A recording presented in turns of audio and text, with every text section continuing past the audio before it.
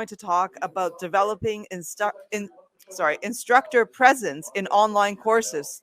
And of course, that's keeping in line with our theme during this track. So I would like to introduce Dr. Laura Thompson, who is a learning strategies coordinator at Delaware Technology Community College. Thank you very much, Laura, for joining us. And Laura has her PhD in psychology with an emphasis on the integration of technology, instruction, and psychology. And her research is based upon the use of video in online classrooms, something we all really can relate to, and the need for more research and answers in that, and contributes to interactions for learning, socializing of content, community development, and overall learning experiences. So I can't wait to hear more about that. So I'll hand it over to you, Laura. Thank you very much. Thank you. I'm so glad to be here. As an alumna from Teachers College, it's great to be back, even if it's virtually today. So that's kind of nice. And here we go.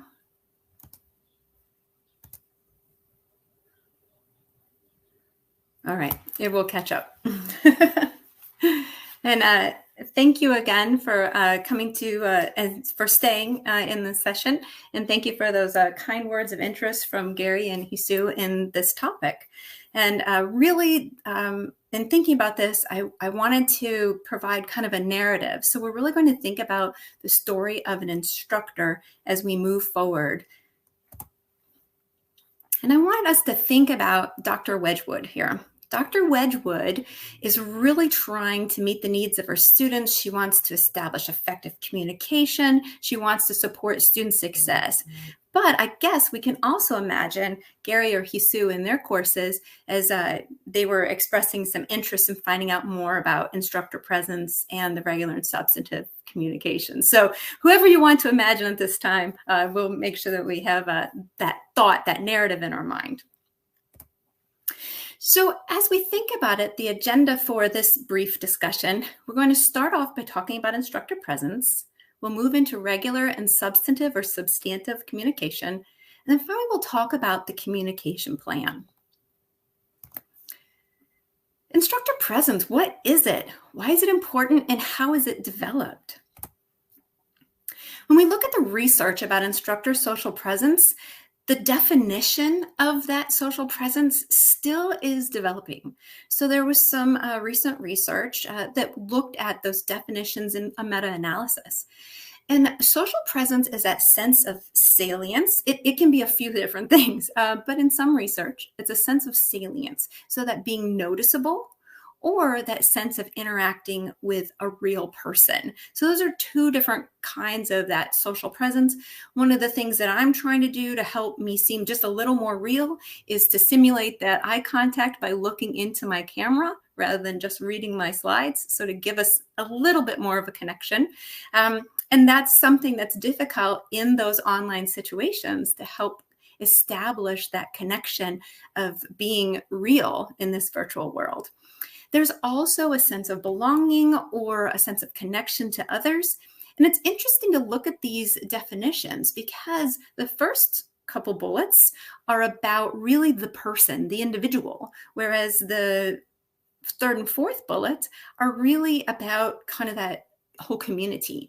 So as far as an operational definition of social presence, we're still working on that. We also have the community of inquiry as one way to think about social presence. Looking at the community of inquiry, this is from Garrison and colleagues. There are three types of presences in a classroom, in the online classroom. There's a social presence, a cognitive presence, and a teaching presence. These are presented in a Venn diagram with overlaps between the presences. Social presence, again, is that portraying of self as you're real. It's when you're collaborating with others. It's that development of community. Cognitive presence is really that opportunity to push students to think about information in a new way, push them to synthesize or to create some new knowledge. And the teaching presence is that ability to facilitate those conversations, to plan the curriculum, to structure the course. You'll notice that there are intersections between social presence and cognitive presence, social presence and teaching presence, cognitive presence and teaching presence, and then they all overlap in the middle for the overall educational experience. I'd like to talk to you about a proposed revision to the Community of Inquiry framework. This one is by Armelini De Stefani, and they proposed that social presence actually has a more central influence in the classroom. If we look at the intersection of social presence and teaching presence in this model, we'll have interactions for learning. This is where that new information is presented. And the social aspect of it is really those intentional choices of word choices, interaction choices. This can be text-based or it can be video or audio-based, but it's really recognizing how are we presenting this information as instructors for students. When we move into the intersection of that social and cognitive area here, it goes beyond just thinking about that cognitive portion where we're pushing students for that new knowledge, and we're strategically thinking about the questions we ask. Well, what would happen if? How might it be different? We're really thinking about the types of questions that we're asking, again, text or video, however we're interacting. And then in the community development area, that's really social presence on its own. Those water cooler discussions, the way that our community is built. One of the things in my research that I looked at was the introduction video for the instructor. And originally, I had thought that was an interaction for learning because of just kind of that new information and things like that. But really, it is the keystone for that community development to begin that interaction and to be a catalyst for the community development by first putting yourself out there as an instructor to introduce yourself, make yourself just a little vulnerable for the students, and to make those initial connections. And of course, where it all overlaps, that's still the learning experience. So to look into instructor social presence just a little more deeply, there are a couple of aspects that play into this. You need to be approachable as a faculty member and available and responsive. So when we're looking for Dr. Wedgwood here, she wants to make sure that she's approachable. She wants to be human. She wants to be real. Gary and Jesus said that they had felt like they really had to work a lot for this instructor social presence. But I can tell you, just from watching them being part of this presentation that they had before us, before this one, they really express themselves as real people, as human beings, through their interactions with each other, where they kind of joke and poke each other a little bit, but also through the opportunity for us to even see behind the scenes when we saw Gary's desk. Those are ways that they're human and they're very real. And again, I'll mention those introductions. I mentioned that introduction video. You'll notice I really push the video. One of those reasons is because not only are students being able to have those rich social cues from you, for instance, they can hear your voice, they can recognize your facial expressions, maybe some gestures if you use your hands a lot like I do. But they also have the opportunity, even small things like understanding how to pronounce your name. So for me, Laura Thompson isn't really that difficult, but for Hisu, that might be a challenge for his students. So if he provides a video introduction where he pronounces his name for them first, that takes that little piece of angst out of their existence, and they feel just a little more comfortable in approaching that instructor. Then we have interactions. And those interactions, again, can be through email, can be through announcements in the course, discussion boards, through video back and forth, and Zoom. Those are different ways that you can interact with your students. You want to be available and responsive. So Dr. Wedgwood would like to investigate some multiple channels of communication. What this means is we mentioned email, we mentioned the discussion boards, some of those ways. Some faculty will use Google Voice, or they'll use WhatsApp. We even saw that there might be some other approaches. Some instructors, some faculty might survey their students to find out what channels do they prefer their communication. But please note, I'm not saying you need 8 different channels of communication. That's too many to manage, and it's just too difficult for anyone.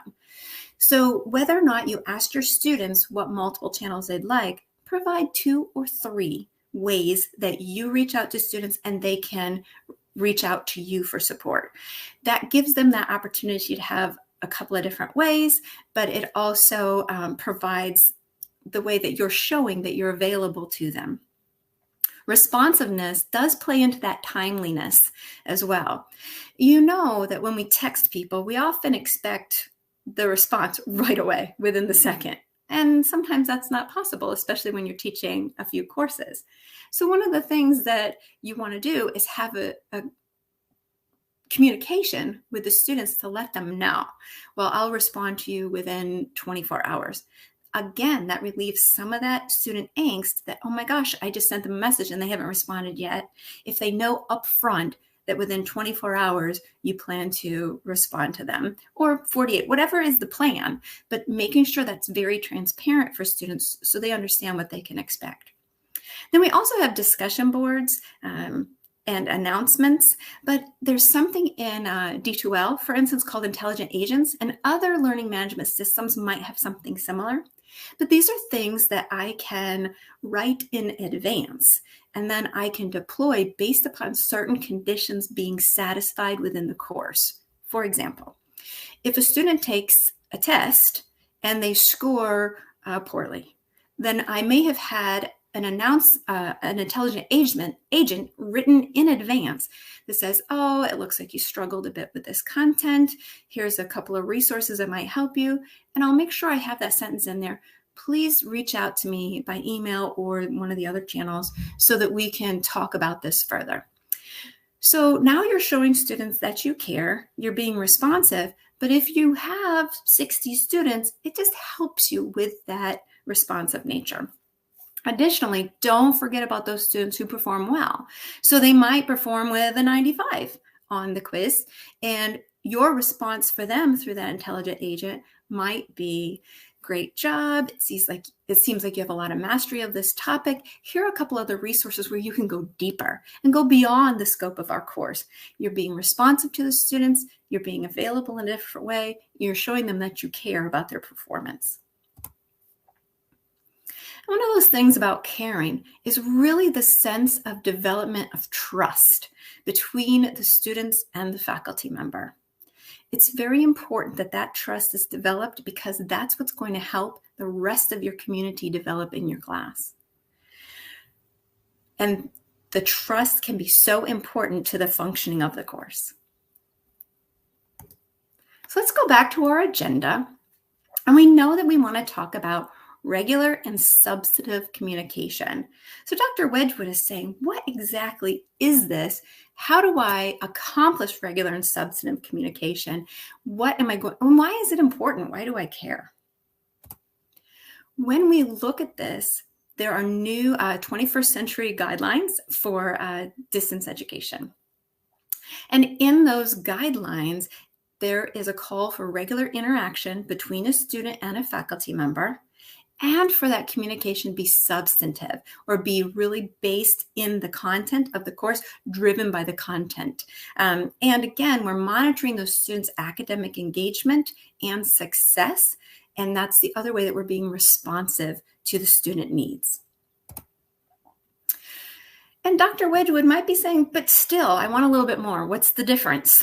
Well, the difference is regular communication actually is scheduled. We're thinking about how often are we going to be responding. In a 15-week course, do I send out an announcement every Monday at 8 in the morning? We're really scheduling this. And it can be pre-written. Depending upon your LMS, you could create the announcements, all 15 announcements. You know the direction of your course. You've made the plan. You can write all of those, schedule them for deployment, and now you have regular communication. You also want to have substantive communication. This is where the quality matters. So one is, how often do you say it and when do you say it? This one is, what are you saying? What are the actual words that you're using? How are you connecting? And this is related to course content and responsive to student academic needs. One thing that I can mention here as well is those introductions. We might see those as just kind of a nice thing to do, but there is a way to help make those more substantive. Sometimes we think of faculty introductions that they are really, I have 2 dogs, I like to travel, and yes, those provide some surface connections, but research has shown that students really value that connection that they build with their faculty member. And there might be a few reasons for that. For instance, when you often have an online student, they tend to be a little less traditional. And so they probably have either their job already, they have their family and friends around them, they're attending virtually. And so they don't need that social system created with the peers in the course as much. So they value the faculty member connection a little bit more then. Another reason could be, though, because they're looking at the faculty member as the expert in that content, in that topic, and they want to know more about that topic. So they want to build that connection so they understand more deeply the course that they're taking. Another reason is that faculty member, maybe we're a little strategic about it. We want to network. We want to see who that faculty member knows, and maybe they can help us advance our career. In those faculty introductions, one of the ways that you can relate to students that's more substantive than and goes beyond I have 2 dogs is to talk to them about your professional path. So you're still introducing yourself, you're still providing that bit of personality as well, but you don't have to pour your heart out to the students and feel like you're oversharing. But you can describe your professional path, a couple of obstacles that you've encountered, and how you've become the success that they see before them. So that is a way that you can have those introductions be substantive and related to what's going on in the course. And again, to be substantive, it needs to be responsive to student academic needs. If a student sends you a message and says, how do I research an article on EBSCO? And you help them, definitely you help them. That's a way to build that instructor presence. It's not substantive though, because it's procedural. It's not about the content. What's nice though, is I mentioned those pre-written announcements that you can do. What's really nice about that is you can make those substantive. So you've pre-written them at the beginning of your course. You know the direction of your course. You have 15 announcements to be deployed. But before each one goes out on Monday at 8 in the morning, you add a sentence or two that makes that announcement specific to your cohort of students. And we know they're all a little different. Each year we see just a little bit of difference, right? Each semester. So you add a sentence that might either highlight a couple of students and their responses in the discussion board, or might speak to specific conversations that you had in a previous Zoom meeting, so that students know that you're listening, that you're engaged in the course, and it turns that regular communication into a substantive communication, and you can marry the two.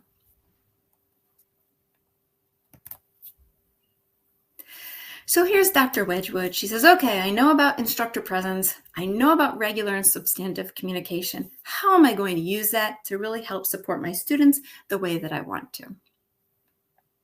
So she looks into a communication plan that is strategic for effective communication. Here are a few elements of that communication plan. You want to think about the types of faculty interactions with students. For instance, we talked about before a course even begins, have that personal introduction, provide a course overview for students. Again, this can be through email, through text, could be through video that is sent, a link to a YouTube video that's an introduction that's been put up there, things like that. Also, those discussion boards, planned emails, those schedule announcements, these are all ways that faculty can interact with students. How did the interactions occur in the course? Well, you're thinking about the timing, that schedule, the frequency of that communication. And you might want to think about tools that you can use. There are discussion boards, announcements, intelligent agents that I've mentioned, but I wanted to throw another one in there. It's called Flipgrid. And Flipgrid, in case you haven't heard of it, is a video platform. It's been really big in the K-12 world for a while, but it's gaining ground in a lot of other environments. Flipgrid allows an instructor to create an account, it's free, and put up a video prompt for students to respond to. For instance, I've used this for my introductions. So I put up an introduction. Students can then respond with their own introductions. They also have the ability to respond to each other's introductions. So it's a nice way to start building that community. There are other ways to be able to use Flipgrid. If you'd like to know more about that, please make sure that you contact me. My email will be at the end. Let me see. All right, let's see. Now for substantive communication interactions, it's related to the course content as a reminder, but you want to be able to provide feedback and provide feed forward. So when you're providing feedback on assignments, that's typically what we think of, that we provide some feedback that talks about the current performance of the students. But for feed forward, that's something that started in the business world, but is being adopted into education. It's the opportunity to discuss with students their path forward. How can they perform? How can they change their performance on their assignments or in their practice to help them go forward and move forward and become better? So I did want to give you a couple of substantive samples. There's an example on an individual for a discussion board. So you might respond to that particular student. I really like what you said about using Read Speaker in the course. And you're asking them, or you're responding to them specifically about what they said, but then you might also mention another student. Again, you're building that web into your community for students. And what this does is not only students who then read Kadim's discussion board, now they're more likely to go read Sandra's discussion board. So it helps build that. You can use this with a group also, group announcements. Make sure that you have your debate outline created that shares your talking points. Or you've seen the practice of your cohort and you say, good points here, but you need to provide some more evidence. A website like this might serve as a good resource. Here's an example of a communication plan of what you could design. It's really just a simple table, and this is inspired by Columbia Gorge Community College. I just added a little bit to it. For instance, if we look at the top row, there's that faculty interaction that begins before the course. How does it look in my course? The video intro. It's emailed, it's posted. What's the frequency? 1 week before the course begins. For the substantive sample, I'm talking about detailing that professional path. I could write the whole script right there if I wanted to. And then what are tools to use? I'd use Zoom with screen share. To look at that next row, I do have a video that's up next. When you see it, it's an example of how you might provide video response to a student's discussion board post. Keep your eyes on my facial expressions and my word choice so that you can recognize maybe some of the differences between the words and what's spoken in the video. Adeem, I really like what you said about being able to use Read Speaker in the classroom. And I also enjoyed how you pointed out that Read Speaker was valuable not only for students who needed a screen reader, but could also help students who might be multitasking or might want to take notes and listen to the text while they take notes. Did you happen to see that Sandra wrote something about another accessibility feature that was similar to this one? Check it out. Excellent. Okay. Can you put into chat maybe some of the things that you noticed in that example of that video that could be beneficial in your class, considering we looked at instructor presence and we looked at regular and substantive communication?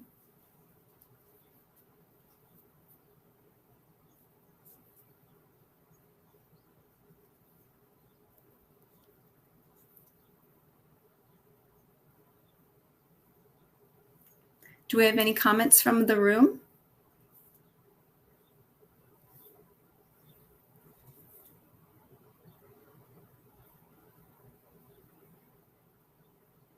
Okay. Sometimes it's difficult when it's a small group. Oh, thank you, Vicki. Thank you. Yes, trying to keep that eye contact, being able to look directly at the camera, just trying to simulate that eye contact.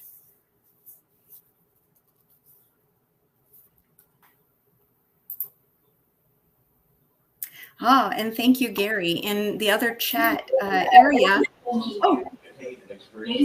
Sorry, go ahead. Sorry, I just unmuted for a sec, but please answer Gary's first. Okay. And I noticed that Gary, in the other side of the chat, he had written in there that I tried to use an engaging tone also. That tone of my voice, it kind of helped add a little richness to the comment. Thank you, Gary.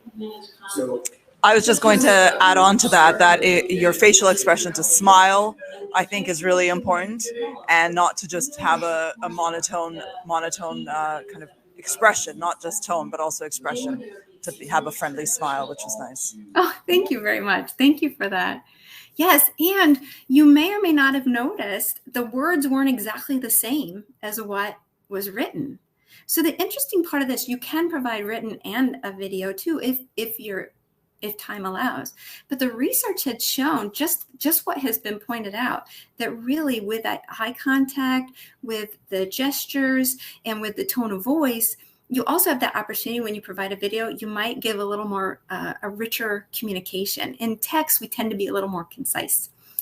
And one other thing to point out is, if I had been critical of Kadeem, I praised him actually, but if I had been critical, it might really be nice to have that smile on my face, or be able to see that when I provide this critical information that he might have originally read as me saying, "Oh, you are so terrible, I can't believe that you could perform this way," he might then notice that I'm really expressing concern, or I'm really just expressing that idea of feed forward of how he could improve his performance moving forward. So those are some nice opportunities that you can actually use with video. All right.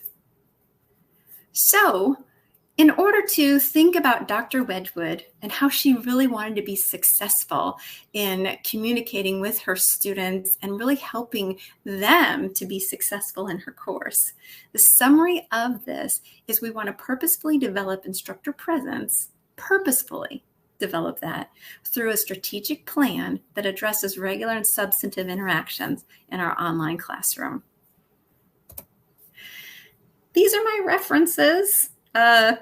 You'll see there's a few, and I will definitely share those with you if you'd like to reach out for those as well. And this is the contact information for me, because I know this was really brief, and I was trying to make sure that it would be able to stay within the confines. But if you'd like to continue this conversation, or talk about Flipgrid or some other type of element of instructor presence or communication, please email me, or this is my Twitter. So thank you so much. I'm so glad that you were here today. Thank you very much. That was fantastic. So many incredible tips and insights on how to make teaching much more engaging and connected. And I think that the entire point of making the teacher more connected has always been important, but especially now in the digital world, being disconnected seems to be a general theme that students are often feeling. So, I mean, I just couldn't stop taking notes on the different tips you had. I just want to open it up either in the chat or in person. Does anybody have any questions they would like to ask? What's great? Okay, what's great? Oh, thank you. Thank you. I wanted to actually quickly ask you, there are several things, but sorry, let me just quickly make, so you said that you provide weekly announcements, and how you provide weekly announcements to really engage, and you personalize those.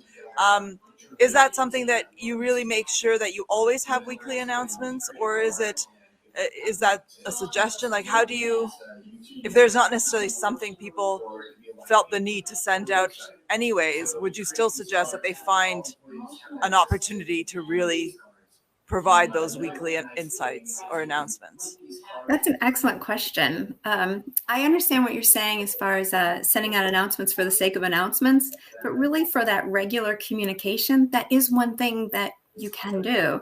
And with those announcements, it can be a summary of the week before and an introduction to the coming week. So really, to be able to help students in the context of the course, recognizing, well, this is where we've been and this is where we're going this week, many students will find that regular communication beneficial. Sometimes what I would do is have that regular communication on Mondays at 8 in the morning, something like that. But then to add that substantive piece, maybe every Wednesday, I'm providing another piece of communication that maybe focuses on our discussion board conversation, where I highlight a few students, and I'll highlight different students each week so that I make sure I'm interacting with everyone. But I want to be able to provide that substantive connection as well. So again, as I said, you can marry that with your regular communication by just editing things that you've pre-written, or if you're able to, with your schedule, you can also create a second one that is that more substantive and really focuses on the communication that you've had, or targets in on chapter 1. Here's something that I know we have an assessment coming up. Here's something that I know students have struggled with. How might you attack this? And we can put that, some instructors, they make that discussion board that's supposed to be the water cooler one, ask a question, things like that. And we don't often see students do anything in there.